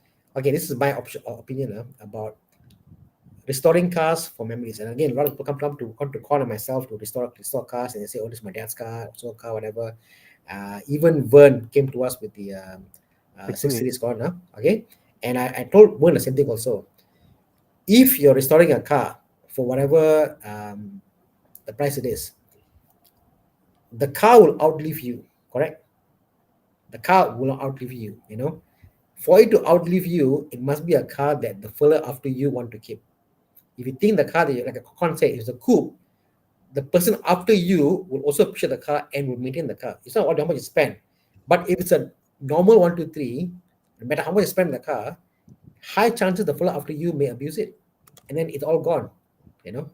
So it has to be a car of certain pedigree for you to spend the kind of money to rebuild, because it's not about you, it's about the next person after you will appreciate the car. You don't build the car for the next person. You build it No, not for the next person. It's for the car to live on. It's for not the next person. The car must live on. The car must live on the next generation. You make the car sound like a Patek Philippe. No, it is.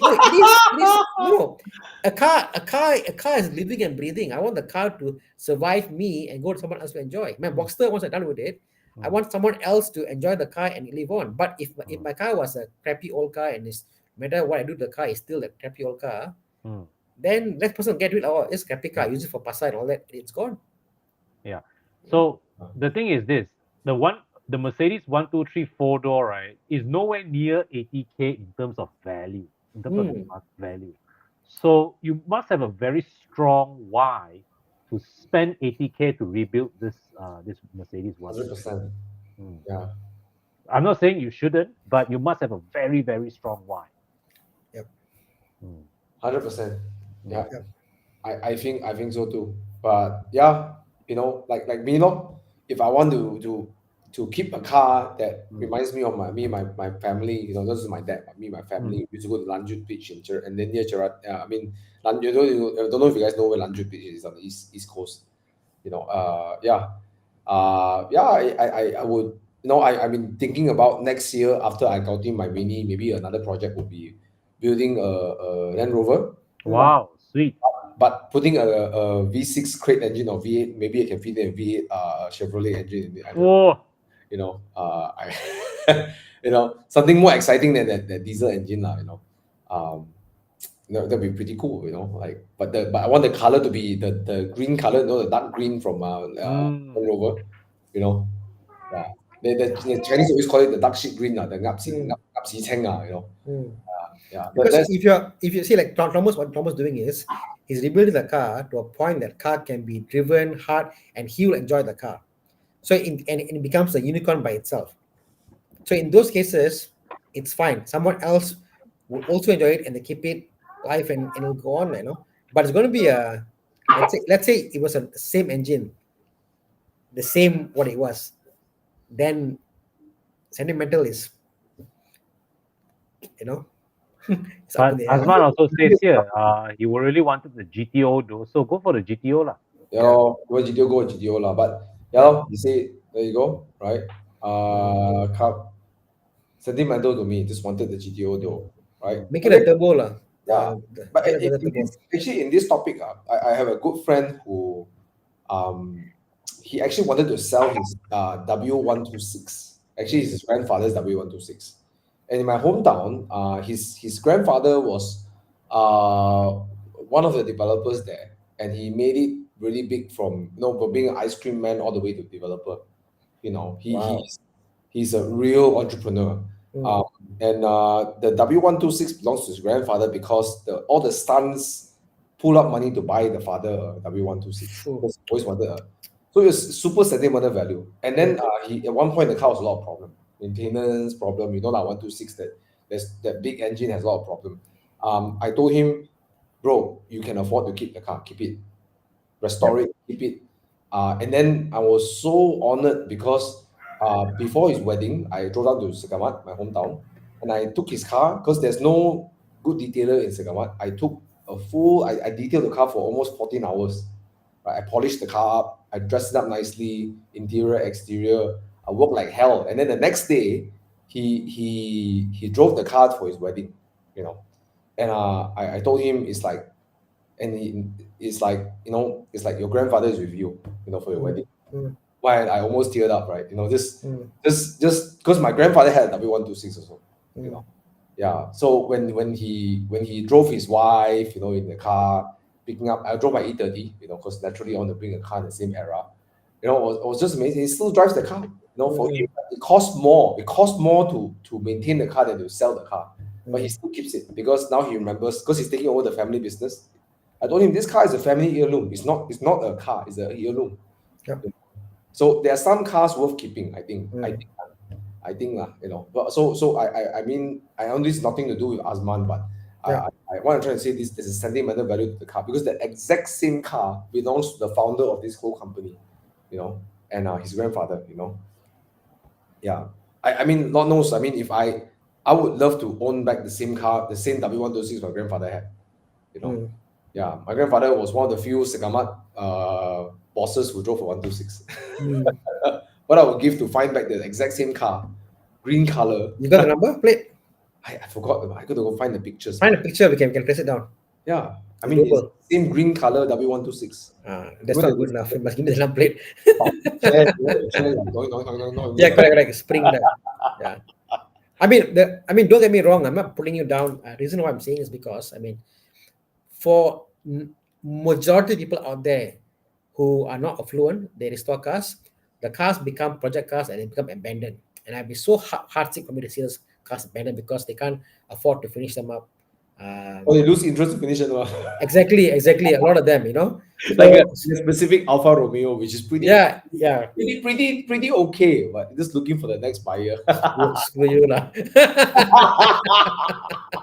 So another buyer, which is very good for me lah. But anyway, so the point is like be really sure because taking on a project is a lot of money, a lot of commitment. You know, be really Yeah. sure about it. It's easier said than done. If you think it's 80K means you should budget 100K because no one I've met or seen have kept in the budget for restoration. Thomas might smile now. Okay, if you want to keep the car for long, right? You just rebuild the whole car. Just take everything apart, change everything, and just get it done one time. I learned this from LK. He has a beautiful Saab, right? He told me if you want to keep the car, just do the whole thing. That's what I did for my Mini, which is almost done lah. Okay. Okay. The last question we go to was my car lah. It's almost 10 o'clock already.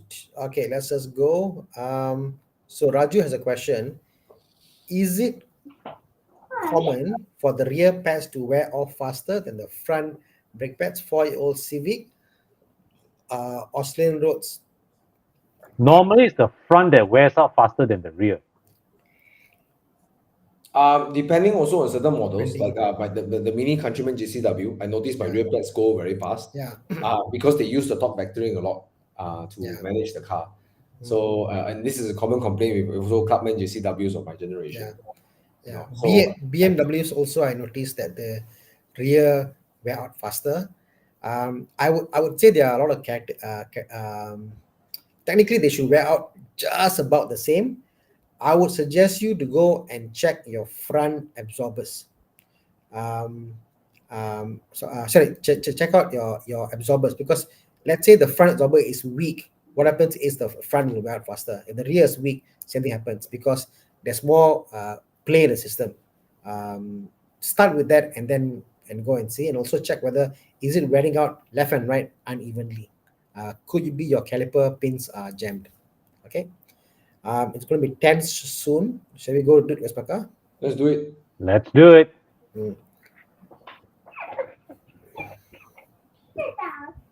Okay. While everyone is getting to do as guys scan the do as my car and hang and let's have some. Thanks to 210 people joining us tonight. I know Bobby is not here. He's on the way to Australia, mate.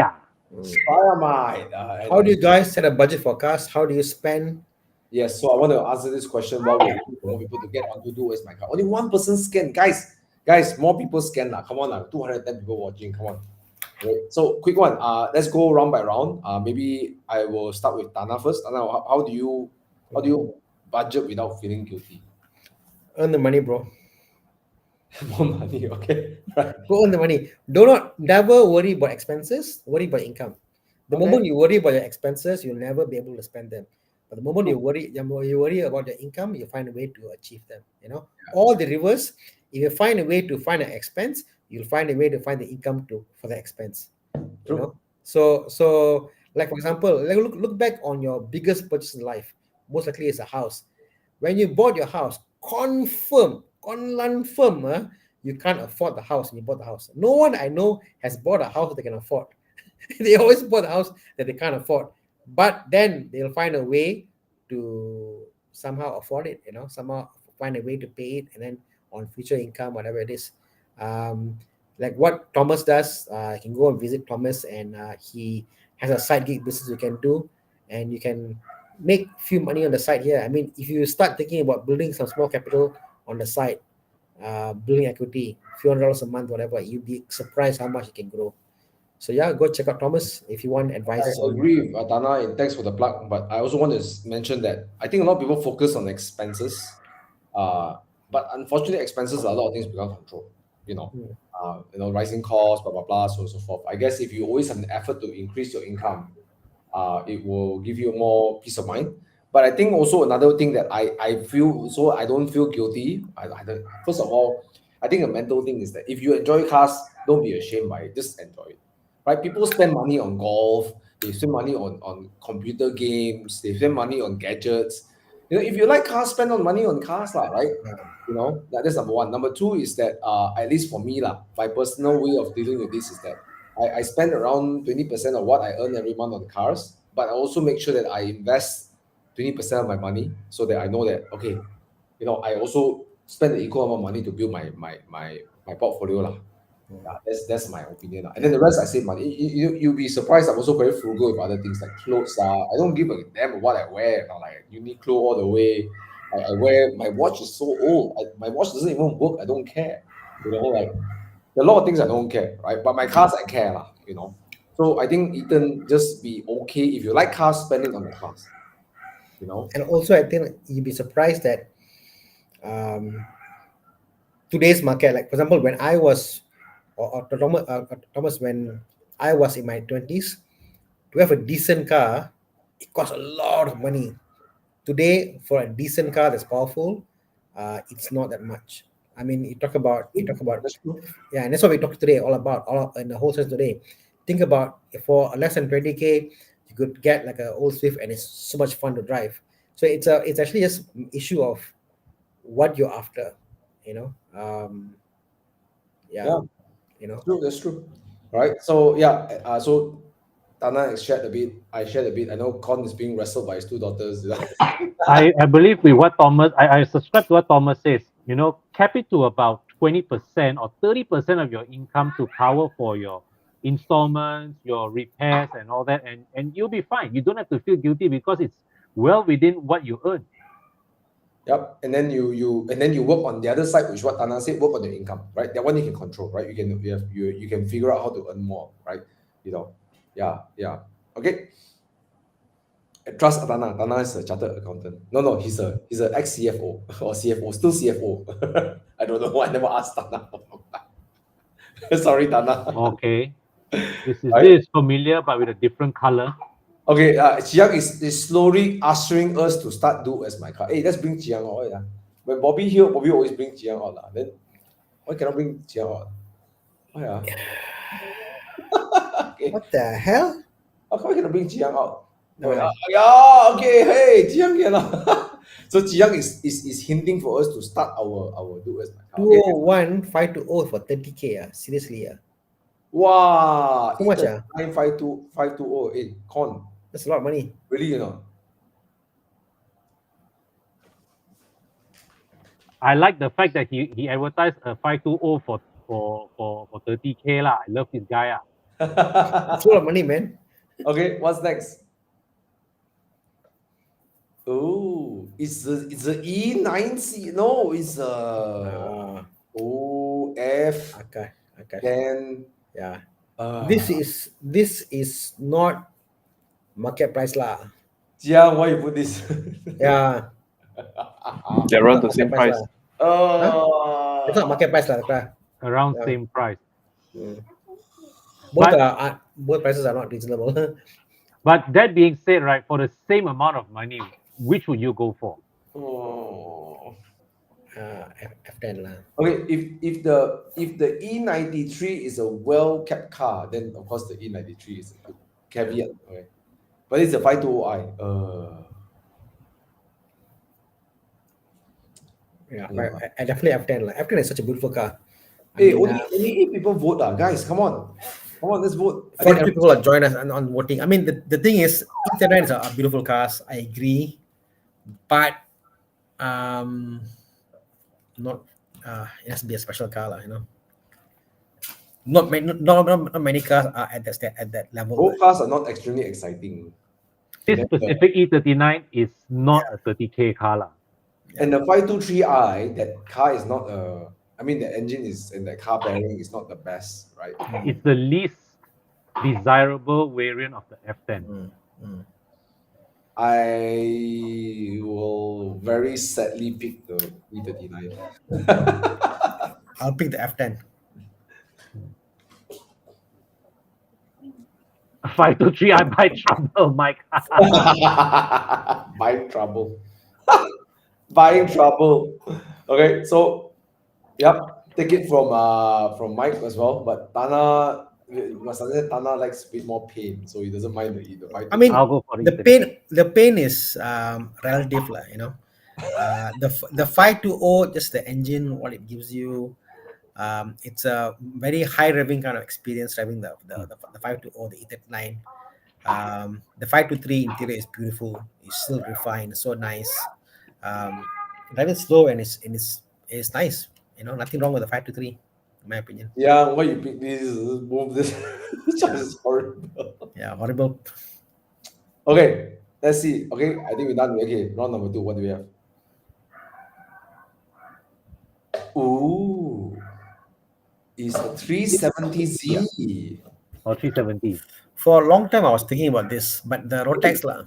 The V6 sounds nice, you know. Like it sounds One of the really best sounding V6 out there, lah. there's like a whipping sound. It's so nice. Yeah. 48K. Jeez. Car king. I You know, really not yeah. I really don't understand why a lot of used car dealers like to advertise their car as car king. Thana, you shouldn't buy this. You look like a serious midlife crisis. Okay. No, I'm not buying this one. One thing is, I mean, back then, this was one of the cars I was looking at, lah. But just the Rotex, I just couldn't justify put it this way, the horsepower you get for this car and Rotex you pay, not justified, lah. I think the maintenance is not cheap on this car. Maintenance not cheap, spark plugs and all that, you know. The power is also not that great on this car. But said that, this is a car that if you buy today, in 10 years, whatever, this car price will go up a lot. Sure. Because honestly, this is the only proper JDM sports car that hasn't gone up in value purely because of what? Rotex. That's all. Nothing else, you know. This car can be modded to be fast, but it hasn't gone up because of the Rotex. You know, Keith Needell from the Fifth Gear loves this car for drift car. You know. Yeah, it's a nice car. Rotex kills it. Simple as that. Okay, what's next? Jiang, what do you have to compare with? It's a German car. No, another Mazda. A Mazda RX-8. RX-8. Oh. I'll go for the RX-8 lah. So I've had 3 RX-8 before in my life. I had 3 RX-8s. Why? And I wanted to buy the 350Z. I will probably get the 350Z just because it's a 2003, which means in 4 years you can apply for classic status. Correct? No. then- The RX-8 also sounds nice because RX-8 value-wise it would go up. RX-8 is a mass-produced car. It's a great car to buy to use today, but it's mass-produced for that price. Okay lah. I just had it lah. I've had it before. You know, I love the car, but I've had it before. That's just me. I don't know lah. I picked the RX-8. RX-8 is basically a coupe version of MX-5 with much more higher revving engine and it's powerful. Sounds good, right? Ruben asking you, how many engines have you gone through in 3 of your RX-8s? None. It's a myth, guys. It's a myth. Ah. And Wolfman, guess how much is it to do a full engine transplant check-in engine complete? Guess how much price? 10K? 5, bro. Wow, serious? That's all, 5 bro. including labor. Yes, No lah, where got so cheap? I'll give you a location. Wow. Okay, Because okay. but the engine you trade in lah, basically the engine trade in, they will rebuild the engine, you know. So my point is, they're so common of these cars, and people who are specialists in these cars, they will give you that price line. You can get it quite a cheap done, because the engine is so small. It's the only car engine one person can carry it. It's so light, cheap, less than 10K, bro. Yeah. So you'd be surprised once you get into it. You'd be surprised how easy you can actually replace it. No. In fact, Batu has transported 2JZ into RX-8. Wow, see, fantastic, bro. And fantastic. Yeah. Okay, come, let's go. What's I next? think I've seen your car before, but I came to a Mazda event. I this saw your one? car. Jiang, who won? Who won? RX-8 won. RX-8, Okay, yeah. let's go. Next one. Hmm. Jiang, what's the next one? Ooh, it's a BMW 3 Series. Oh no, it's a Z4. Is it? What is it? Oh, 3 4. Oh, M340i. Sorry. Why the rear is a Japan spec plate? Oh. Maybe they change it. Okay, versus what?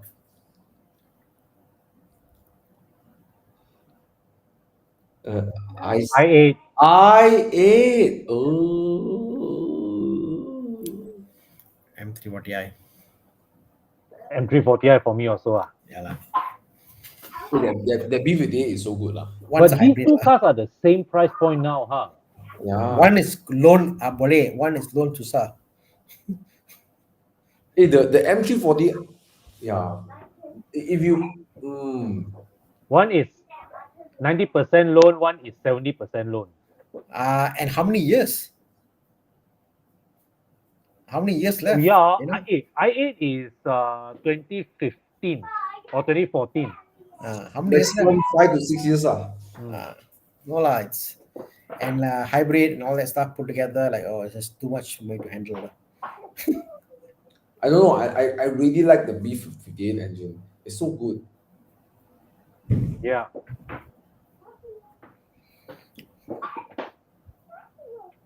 Ayo.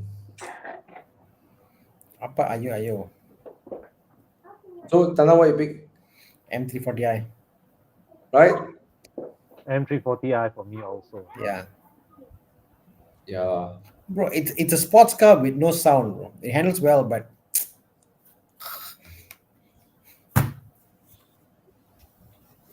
Well, I mean, my drive with the i8 was great. I mean, and they have no complaints. Like for what they can create with 1.5 is like amazing. The handling is great. The power delivery. But once you get to 150, 160 kilometers an hour, it's like, where's the power? Excuse me.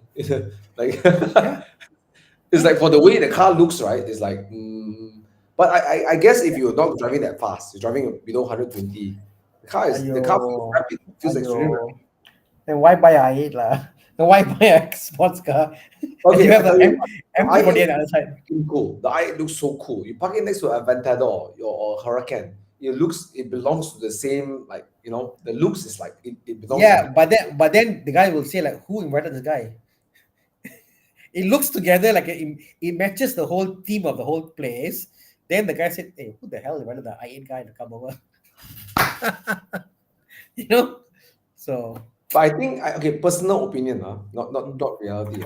Okay, I think BMW did the i8 as a statement to the world that we can build hybrid cars. Oh yes. It's more of a marketing exercise and branding exercise more than actually a car creating exercise. You know, I mean, don't get me wrong. I think they executed the car really well. But I think the purpose of this car is to tell the world that our 3 Series hybrid, see, we did it in the i8, we can do it in the 3 Series hybrid. We can do it in the 5 Series hybrid, right?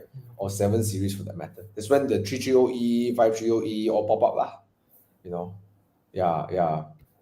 But yeah, I wouldn't think an engine swap is needed. Tribe X, Speed Tribe X. I think the car is suitable for its, the drivetrain. It's meant for what it's supposed to be. Yeah. I just Google up i8 engine swap engine option, and then the drive came out. Option number 1, let's put a LFA engine inside. First of all, you got to source the LFA engine, right? then let's LS swap it. So yeah, it's quite a difficult car to do an engine swap for. I think it drives really well. You know, BMW don't make a lot of mid, and then you don't make any mid-engine cars, but it drives well. I mean, the impression was like, wow, these guys are good, man. Like, you know, yeah. Imagine if you put like a B58 engine inside there. Oh, yo. But with the same 350K, I mean, I will get a Boxster lah, or, you know. I'll get an 8 Series, bro. 8 Series, right? Yeah. Yeah, but the M340i is so good lah. The car is so good. It's a weapon. Like if there's only one car you have in your garage, right? The M340i is like, it can do everything, you know. Can fetch your mom, can fetch your kids, can go holiday, can go Toge, can go Sepang, you know. I mean, I'll be not the best in Sepang, but you can still, drive it in Yeah. Sepang, Speed Yeah. track is asking, can do engine swap. I'm thinking about it now. Now that you thought me thinking. Can fit or I'm not, thinking about it. It's not that easy, lah. Not that easy. can fit or not. That's No. the thing. Not easy. I think the i8 engine is transverse mounted The one. S55 engine is not small, and there's so much cooling that goes in the Yeah. engine. Mm. Yeah. The engine needs a lot of cooling, The M2 comp, I noticed a lot of cooling system for it. Mm. But the cooling system for the M3 for the M2 competition is really expensive. It's good. It's good. Can take a lot of abuse the car. I think like a newer B40 engine is small enough. Can probably try to shimmy that in, make it hybrid, work out something. Probably be something like it behave like a T3OE, then the gearbox issue. Not easy lah. Not easy. It's running a 6-speed, the gearbox. Yeah. But I think for what it matters, actually it's a pretty good car for its 1.5 and hybrid. It's good. The easiest way to engine swap this is you know what? Tesla swap. Just let it be. It's a good car as it is. Tesla swap, bro. It's a good car as it is. Model 3. Model 3. Yeah. Okay. So I think done already. Yeah. All right. Guys, Speedfest. we have Speedfest coming up next month, 13th of July, 14th of July is a weekend. You can pay to have your cars being shown over there, with display. You can find the details online. We're going to be there. I'm going to be there myself, right? I think one of the days I'm going to be there. I'm going to see if I can bring my Mini there, on time. Yeah. But come and experience Speedfest, right? Get the tickets, bookmark calendars, come to Speedfest. And I believe, right, Chiang, is it true? Are we going to announce Evo Enduro during Speedfest? Chiang? Yes, Sunday afternoon. Yes, Sunday afternoon, guys. We're going to announce Evo Enduro. That's And early. please come. Okay. Speedfest, Evo Enduro. I've been planning the trip with Chiang, so it's going to be an epic trip, right? We're going to also do it in conjunction with Das Traffen. Okay, for those of you who never been to Das Traffen, it's an event worth visiting. An amazing collection up in Thailand. Community is amazing. I particularly love the overland selection. Right, the more than all the other Porsche selection, the overland selection, right? Das Traffen. Okay, so we're gonna do Evo Enduro coincide with Das Traffen this year. I believe it's 15th of December. Das Traffen. Okay, so come to Speedfest, guys. Anything else, Jiang? That's all. That's all. Sunday, if you're going to Luftwasser, I'll see you there. What else? I see you guys in Luftwasser. I'll be there. I'll make a shot. If you're up north in Penang, I think there's a Juru Auto City Auto Fest somewhere in Juru in Penang happening this weekend as well. My Alpine is going to be there, and then I'm going to be in KL. Wow. Yeah, so kind of a split, Okay. Thank you guys for tuning in tonight. Thank you, Thana. Thank you, Con. It was fun. Haven't been on the show for a while. Yeah. Japan is amazing, guys. Bye. If you have the ability to go to Japan and drive, the roads are amazing, scenery is beautiful, food is amazing. Right, go Japan, guys. And the only thing you have to prepare is not the car rental is expensive; it's the toll charges are extremely expensive. Bro, 5 days. Go, bro. Okay, Tana, I drove around 800 km. Okay, how much do you think I spent on toll charges? Okay, 800 km. I'll say every 100 km, let's say, worst case scenario, maybe about $100. Worst case, maybe $800 in total. Bro, worst case scenario, this is very high. I spent almost 500 ringgit on toll charges alone. This is worst case, it's really high. Toll charges are not cheap in Japan. But 500, okay, well, I'll pay for it. No problem. I mean, but one thing granted, I don't mind paying because the highways are extremely well maintained. Well maintained. Yeah. I think 500 is still okay. They got earthquake. You know, they have earthquakes and everything and so on and so forth, but Yeah. the highway, the bridges, right, the joints are still jointed very well. So I don't know how they do it. Yeah. Right. 500 is okay lah, not so bad lah, bro. Yeah. But it's really fun. Japan is really beautiful. I mean, you don't speed through because the speed limit is very low. But if you just take your time, you know, go to some of the skylines and you I just, heard in Japan, the rule of the game is you must always drive below speed limit, or you must drive excessively above the speed limit that the police can chase you. Then they won't. I don't know about that lah, but I noticed most Japanese drive a little bit faster than the speed limit, right? So No, what I hear is the police will see if, let's say, the skyline goes very fast, they won't chase. They're like, okay, we cannot chase it. They know already. They know I drive this car, cannot chase. They will let you go. They won't bother to chase you. really, Yes, you look at all the documentary. So they'll see police coming. They have an option. Either you go very fast. So they go very fast. They're like, police are like, see that? Okay, I cannot. Doesn't matter. They let you go. What to do? You die lah. What to do? I can't chase you. That's true. Yeah. They're very sensible. They're like, okay, I drive a Wajah. My Wajah cannot catch up with the M340i. Okay, let the fellow go. Bye. That's what you should do. But typically, as a foreigner, we try to be more polite, you know. Obviously. But then we come back in Malaysia, then you drive like an idiot again. Okay, guys. Thank you so much for watching. Good evening, everybody. Okay. Good night. Good night. Good night, guys. Thank Bye. More months to the end of the year. Have the best 6 months.